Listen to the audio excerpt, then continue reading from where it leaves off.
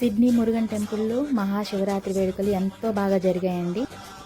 ఈ వీడియోలో మీరు నైట్ వ్యూ చూస్తున్నారుగా ఎంతమంది జనాలు ఉన్నారో. రాత్రిపూట కూడా రాత్రి అంతా కంటిన్యూగా పూజలు జరుగుతూనే ఉన్నాయండి, తెల్లవారుజామున వరకు.